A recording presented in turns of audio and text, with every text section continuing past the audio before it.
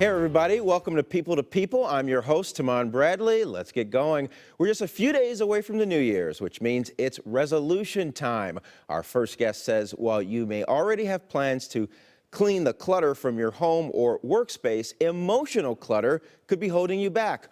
Author Sylvia Duncan is here with more. Merry Christmas, Happy Holidays, Happy New Year. Emotional clutter. Absolutely. Wow, define that. Absolutely. Emotional clutter is anything that holds you back and keeps you stuck, keeps you from moving forward in your life. That's what emotional clutter is. Anything that, so give an example. So an example of emotional clutter, I'm just gonna, let's say that you had a relationship and in that relationship it ended badly, but you just can't move past it. You can't move forward. And there are triggers, there are things that happen that keep you focused on that relationship, so focused that you can't even move forward. You can't go ahead and forward in your own life.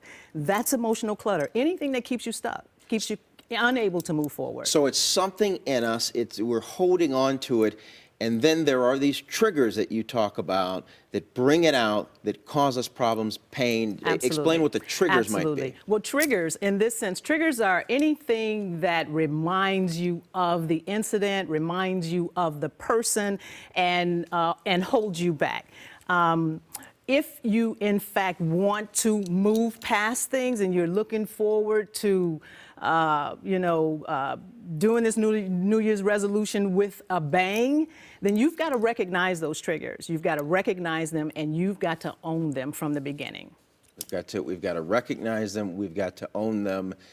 How do we become aware that we have this issue? Okay, so if you have a trigger, you'll know because there will be anxiety, there will be anger, there will be bitterness, all of those things from any type of a relationship, any type of adversity that you may have experienced. If you're experiencing those things, those are triggers, and those are things that you need to catch hold of. If you're looking to move past your past, you've got to catch hold of those things. So anything that pops up when you drive down the street, you remember, we used to drive down this road. Oh, wow.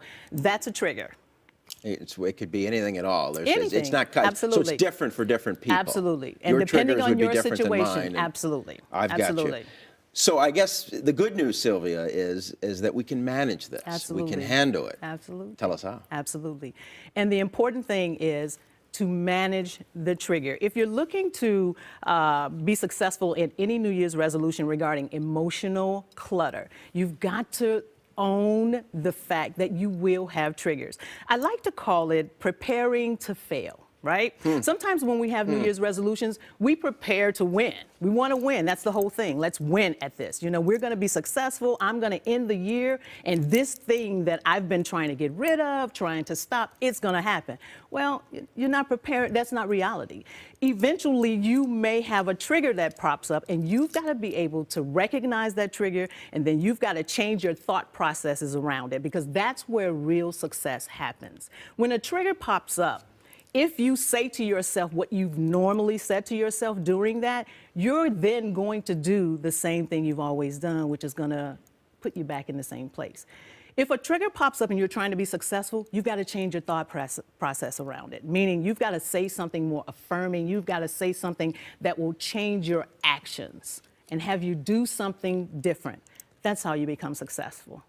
Wow. Wow. And obviously, this emotional clutter, it's bad for us. Absolutely. It's something that we have to handle. Absolutely. So many of us are not aware of it. You, of course, talk about helping to clear people get their of emotional toxicity, as you put it. That's well put together. Toxicity.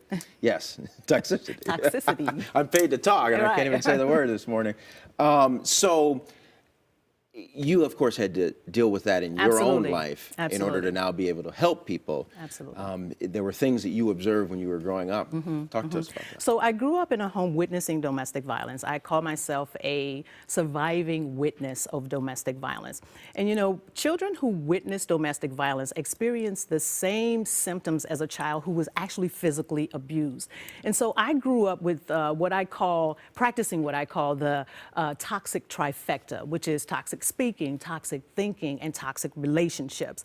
And it wasn't until I was an adult that I realized I had experienced something that actually changed the course of my life. So I needed to find out, needed to change that back to what it originally was. And how I did that was I worked through a process where what I call being whole. And so it's an acronym of the acronym of whole. The W is who you are, the H is how you think, the O is open yourself up to possibilities, the L is let go, and the E is expect the best. So I took myself through that process, and here I am now today, certified life coach and helping others to do the same. Move past your past in order to be successful in your life. And you did it. Sylvia, tell me, where can people find you and what's coming up next in just 15 seconds? Well, what we have coming up next is called the Climbing Higher Women's Empowerment Conference. And what I love about this conference is that it is going to allow women to actually receive on-the-spot life coaching. People can find out more about me on my website at www.sylviaduncan.com. Well, Happy New Year to Happy you. New Thank Year. you so much for coming in to see us. Thank and you. you can find more details on Sylvia's upcoming Women's Expo and all of her work at the DuncanApproach.com.